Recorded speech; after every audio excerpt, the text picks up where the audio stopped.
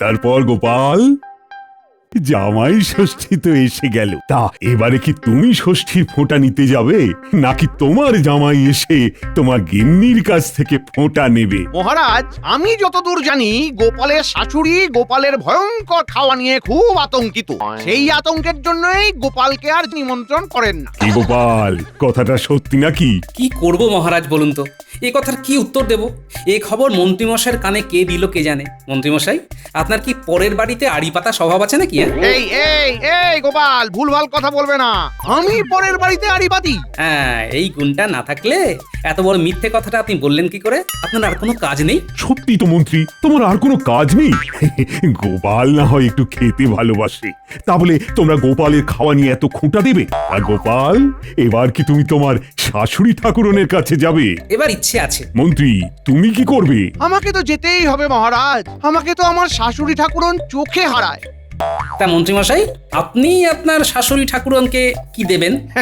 আমার কোনো খরচ নেই, আমাকে কিচ্ছু দিতে হয় না। মুখে একটু মিষ্টি হাসি নিয়ে গেলেই উনি খুশি হয়ে যান। তারপর কি খাওয়ানো বাবারে! সকাল থেকে শুরু করে রাতে একটা হজমের গুলি খাইয়ে তবে শান্ত হন। খুব চলেছে। মা, মন্ত্রীমশাই, আপনি এত খেতে পারেন? ধ্যাত, হয় না বিশ্বাস মোটে। যা বললেন সব সত্যি কথা? এত সব খাওয়া জোটে? ঠিক কথা বলেছে ওই সভাকবি। ওই তো পাকানো দড়ির মতো চেহারা।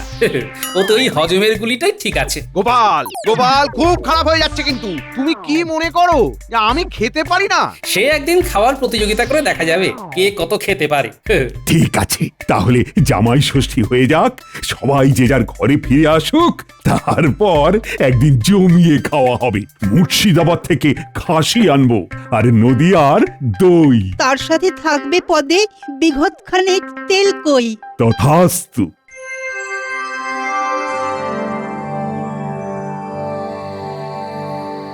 শ্রী চরণেশু মা, এবার আর জামাই ষষ্ঠীতে আপনার কাছে আসতে পারছি না, কারণ পা পিছলে পড়ে গিয়ে কোমরে চোট পেয়েছি। ভাববেন না, হাঁটতে পারলেই আমি মিনুকে নিয়ে হাজির হব। ইতি আপনার হতভাগ্য জামাই।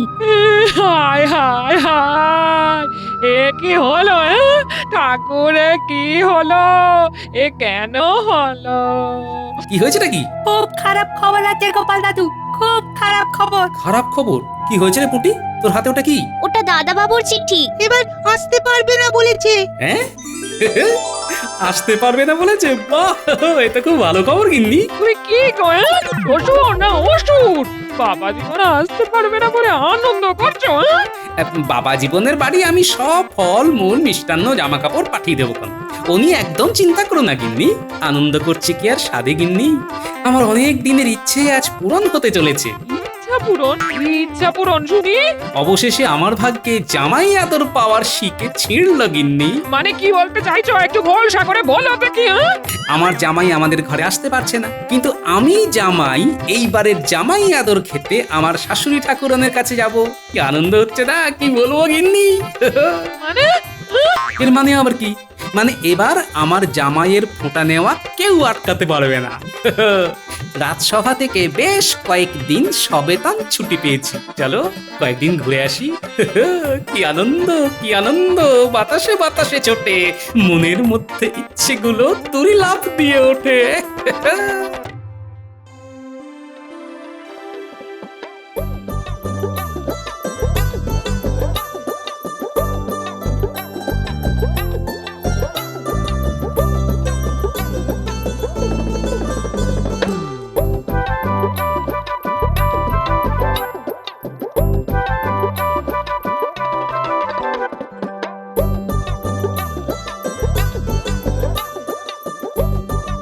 পুটি, তোর বাবাকে আমার কাছে এক্ষুনি পাঠিয়ে দে। বলবি কাজ আছে, গোপাল দাদু ডেকেছে, বুঝলি? বুঝলাম। কি আনন্দ, কি আনন্দ! বাতাসে বাতাসে ছোটে, মনের মধ্যে ইচ্ছেগুলো তুরি লাফ দিয়ে ওঠে।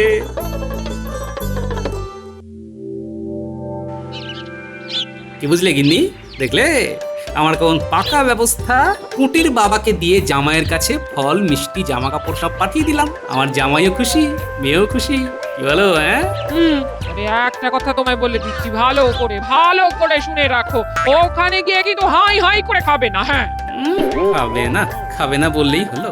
যাকে কথায় কথায় কিরকম তোমার মায়ের বাড়ি চলে এলাম, এবার পা চালিয়ে চলো। আর হ্যাঁ, মুখটা একটু হাসি হাসি করো। হ্যাঁ চলো, পা চালাও।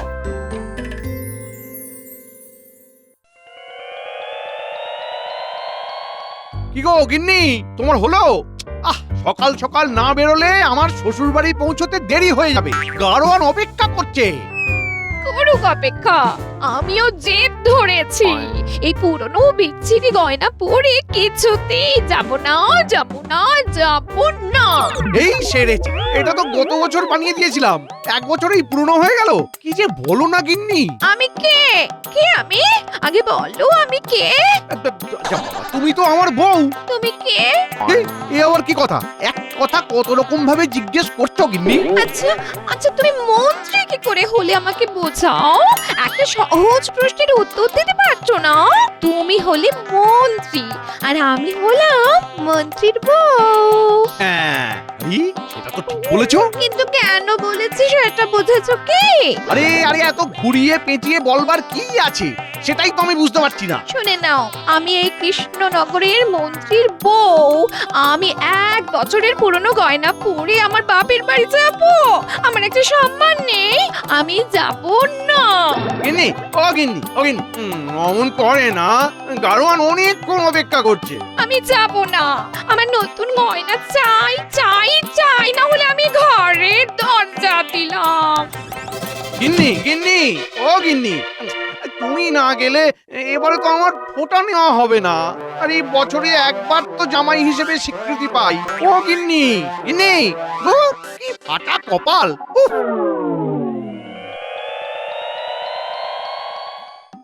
পায়ের ধুলো দিন মা ঠাকুরুন। ঠিক আছে। প্রতি জামাই ষষ্ঠীতেই ভাবি আপনার শ্রীচরণ দর্শন করব, কিছুতেই আর হয়ে ওঠে না। তাই এবারে একদম মন স্থির করে চলেই এলাম। তা আপনি কতদিন থাকবেন বলে ভেবেছেন জামাইবাবু? হ্যাঁ, তোমার মতো অতদিন থাকতে পারবো না, আমার তো কাজকর্ম আছে। তাই মাত্র দিন 2 থাকবো, বুঝলে। দিন 2? ওরে বাবা, দুদিনে তো আমাকে ফতুর করে দেবে। ও কেমন কথা? দিদির কাছে ভাই থাকবে না? সেই রকম ভাবেই জামাই ষষ্ঠীতে শ্বশুর বাড়ি আসবে না, আসার সাথে সাথেই কতদিন থাকবেন কেউ বলে। শুনুন মা, আমি আপনাকে বেশি আতান্তরে ফেলবো না। ও, তা কিরকম খাবেন সেটা একবার বলে ফেলুন। মা ঠাকুরন, আপনি যা খাবার আমাকে দেবেন তার অর্ধেক দেবেন। আমি অর্ধেক খাবো সকালে, তার অর্ধেক বিকেলে, তার অর্ধেক রাতে। মানেটা তো ঠিক বুঝলাম না বাবা জীবন। তুমি অর্ধেক খাবে মানে? এই আপনার ওই অসহায় অবস্থা দেখে আমি ভাবলাম যে আমি পুরো খাবো না, অর্ধেক খাবো। বুঝতে পারছেন না তাই তো? হ্যাঁ, ঠিক মাথার ওপর দিয়ে যাচ্ছে। আচ্ছা, আপনি খাবার নিয়ে আসুন মা ঠাকুরন, আমি আপনাকে বুঝিয়ে দিচ্ছি। এবার দেখবেন মজা। তুমি কি করতে চাইছো বলো তো? তোমার মাকে না হাতে কলমে শিখিয়ে দিচ্ছি যে কিভাবে আমাকে খেতে দিতে হবে। আসুন মা ঠাকুরন, ভাত বাড়ুন। অত নয়, মাত্র একটা ভাত দিন। একটা ভাত মানে? এবার ওই একটা ভাতকে অর্ধেক করুন। এই ভাতটার অর্ধেক? এই যে নখ দিয়ে কেটে দিলাম, অর্ধেক হয়ে গেল। এবার দুটোকে মিলিয়ে দেখুন, দুটো সমান হয়েছে কিনা। সমান না হলে? অর্ধেক না হলে জামাই মনক্ষুণ্ণ হবে, আর মনক্ষুণ্ণ হলে জামাই যা খেতে চাইবে তাই খেতে দিতে হবে। না, আমি যা ভাগ করেছি দেখো সমান। আজ কার মুখ দেখে উঠেছিলাম? সবাই বলে আমার জামাই নাকি খুব চালাক। এ তো দেখি হত বোকা। আপনি কি ভাবছেন সেটা আমি বুঝতে পারছি, একটু সবুর করুন, দেখুন কি হয়। বাহ, সুন্দর ভাগ হয়েছে। এই অর্ধেক ভাত আমি মুখে দিলাম। এতে তোমার খাওয়া হয়ে গেল? হয়ে গেল। এবার এই জলটুকু খেয়ে যাই, 4-5টা দেখে আসি। একটু হাঁটা চালা না করলে খাবার হজম হবে না। এত খেলাম, আজ তো এমনি খেলাম। এত খেলে? কি খেলে? ওই যে তোমার মা মানে আমার শাশুড়ি ঠাকুরন যা খাওয়ালেন। যাই, একটু হেঁটে আসি, পেটটা ভীষণ আইঠাই করছে। কি অত বোকা রে মা তোর গোপাল, অর্ধেক ভোজন বলে একটা চালের অর্ধেক, ওতে কি কারো পেট ভরে? নে নে, এবার তোরা ভাই বোন খেতে বসে যা, আমি তোদের খাবার দিই। হ্যাঁ এ মা, এ ও তো কিছু খেলো না, আমি খেয়ে নেবো। হ্যাঁ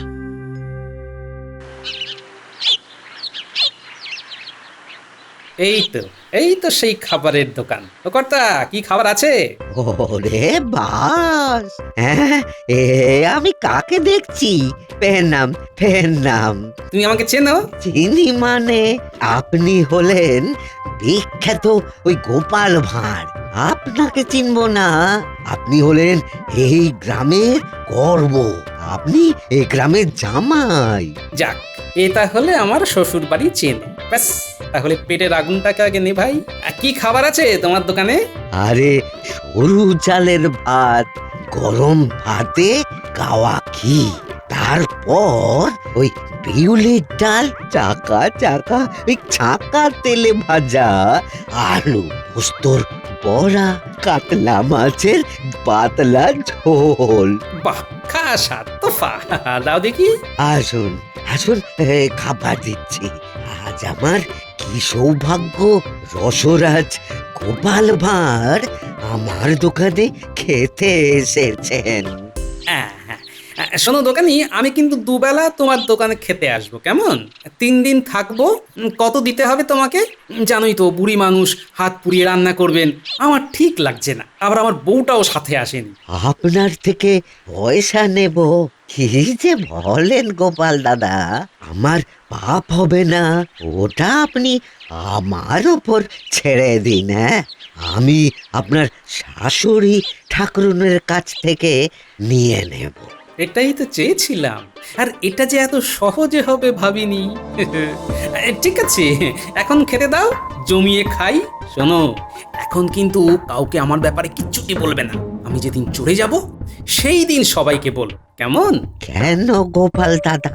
বুঝলে না, আমি রাজকর্মচারী, কত শত্রু আছে বলো তো, কখন কি হয়ে যায়। তা ঠিক, ঠিক আছে। আপনি একটু বসুন, আমি আপনার খাবার নিয়ে আসছি।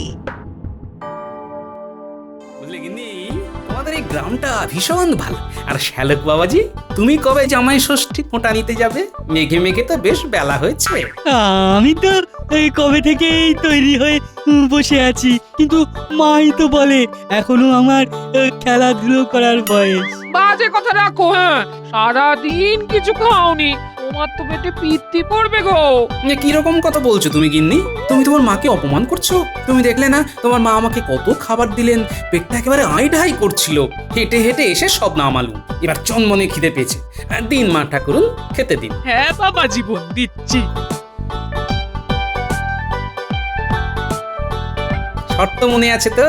সকালে যতখানি খেয়েছিলাম এখন তার অর্ধেক নেই। ওই অর্ধেক ভাতটার অর্ধেক করুন। জামাইবাবু, আপনি কি বোকা? আপনি তো কিছুই খাচ্ছেন না, খালি বোকামি করে যাচ্ছেন। হ্যাঁ গো, তোমার মাথাটা সত্যি খারাপ হয়ে যায়নি তো? গোপাল তো পাগল হওয়ার জন্য জন্মায়নি, গোপাল পাগল করবার জন্য জন্মেছে।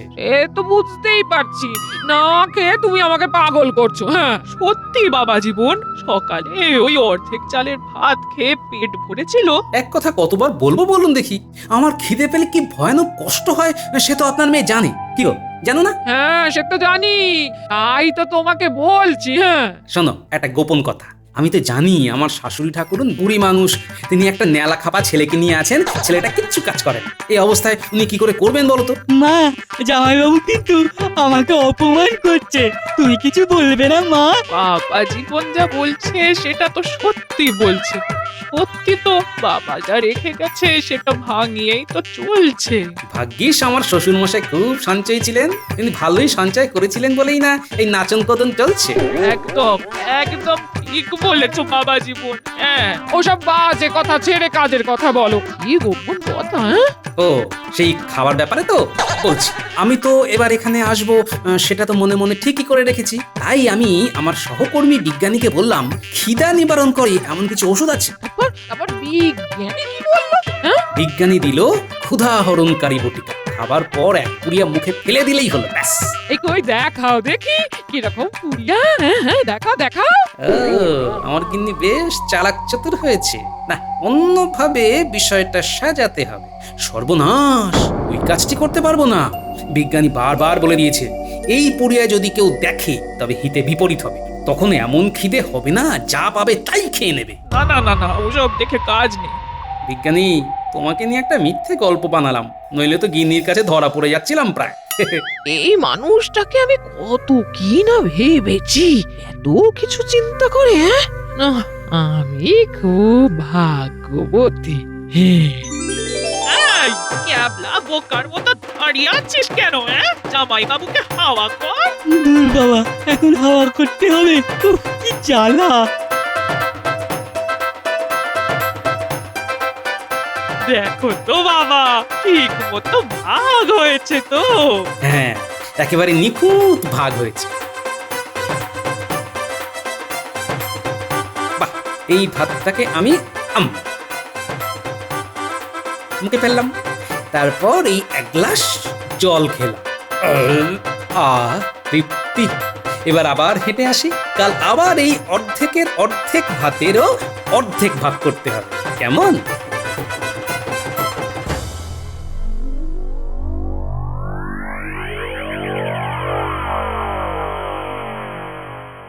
কি আনন্দ, কি আনন্দ, বাতাসে বাতাসে ছোটে, মনের মধ্যে ইচ্ছেগুলো তুরি লাফ দিয়ে ওঠে।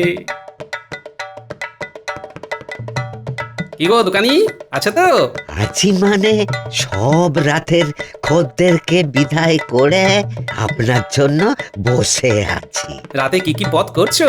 আপনার জন্য ওই খাসির মাংস আর পোস্ত ছড়ানো বেগুন ভাজা, গাওয়া ঘিয়ে ভাজা লুচি, শেষ পাতে মিষ্টি, মনোহরা আর এখানকার বিখ্যাত ক্ষীরের চমচম।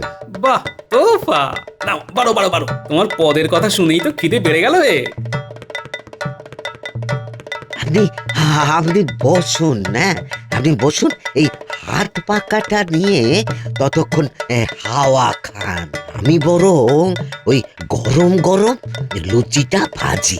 ভাজো ভাজো ভাজো, আমি তোমার কথা ভুলবো না। কৃষ্ণনগরে গিয়ে তোমার কথা মহারাজকে বলবো, বুঝলে? মহারাজকে? ওরে বাবা,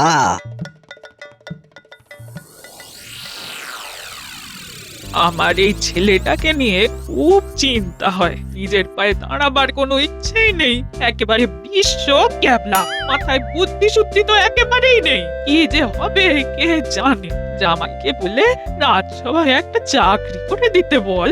দেখছি দেখছি, বাড়ি ফিরি। এত তাড়াতাড়ি ফিরবি? কাল তো সবে ষষ্ঠী, আর 2 দিন থাক না।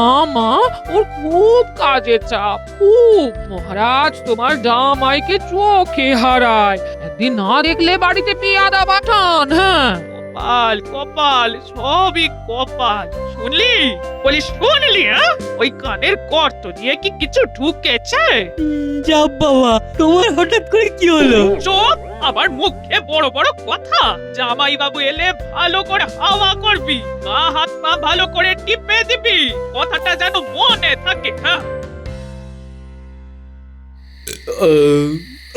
বড় ভালো খেলাম গো দোকানি, তোমার হাতের রান্নাটি বড় মিঠে। আপনি সন্তুষ্ট হলেই আমার সব কিছু পাওয়া হয়ে গেল। তাহলে এবার আমি আসি। কাল আসবেন তো? যাবার আগে তোমার সাথে দেখা করে যাব।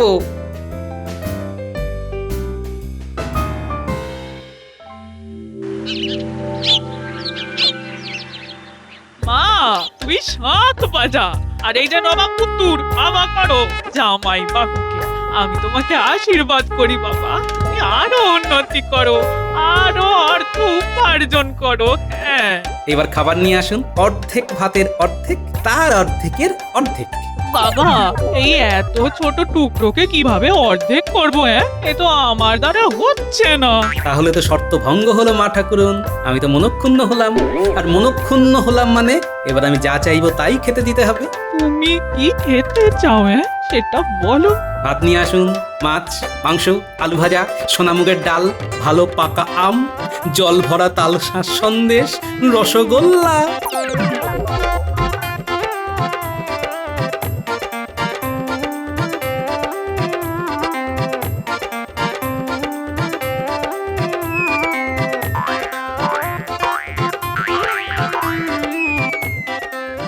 আহ, শান্তি। আহ, তৃপ্তি।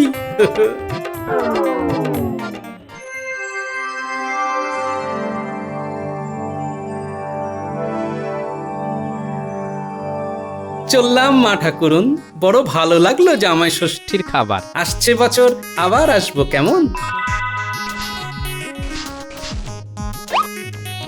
চলো হে গাড়োয়ান, গাড়ি চালাও।